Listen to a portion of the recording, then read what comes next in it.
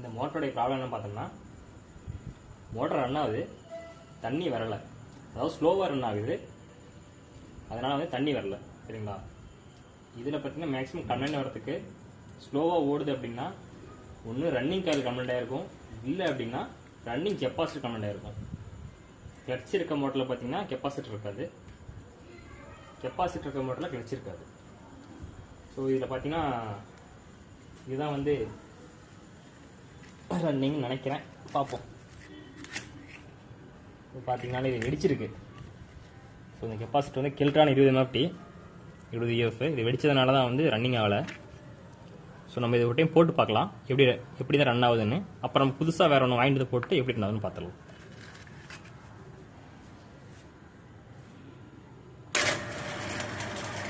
பார்த்தீங்கன்னா main of பண்ணிட்டோம். So இது எதிர்ச்சியாக தெரிஞ்சவங்க வீட்டு வந்த இடத்துல இந்த கம்ப்ளைண்ட் ஆச்சு. ஸோ நான் டூல்ஸ் எதுவும் கொண்டு வரல, கத்திரிக்கோள் தான் இருந்துச்சு, அதான் வச்சு கட் பண்ண போகிறேன். கட் பண்ணியாச்சு. பார்த்தாலே தெரியும் எந்தளவுக்கு வெடிச்சிருக்குன்ட்டு. ஸோ வாங்க வேறு ஒன்று மாற்றிடலாம். இது பார்த்திங்கன்னா கெல்ட்ரான் 20 MFT 20 EF.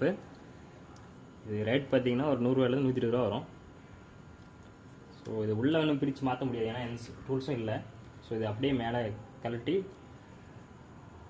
மேலே மட்டும் கட் பண்ணி ஒயர் நம்ம மாற்றி கொடுத்து ஓட்டி பார்த்துடலாம். இது பார்த்திங்கன்னா கெப்பாசிட்டி கனெக்ட் பண்ணியாச்சு. ஸோ கெப்பாசிட்டி பொறுத்த வரைக்கும் நம்ம எந்த ஒயர்னாலும் எதில் வேணாலும் கொடுத்துக்கலாம், மாற்றி இதில் ஒன்றும் பிரச்சனை கிடையாது. இந்த மோட்ரு பார்த்திங்கன்னா 1 HP மோட்ரு. ஸோ அதனால் வந்து 20 MFT போட்டிருக்காங்க. ஆல்ரெடி சொல்லியிருக்கேன் ஒரு ஹெச்பிக்கு 15லேருந்து 20 MFT போடணும் அப்படின்ட்டு. சரி வாங்க இப்போ ஓட்டி பார்த்துடலாம். வாங்க இப்போ ஆன் பண்ணி பார்க்கலாம்.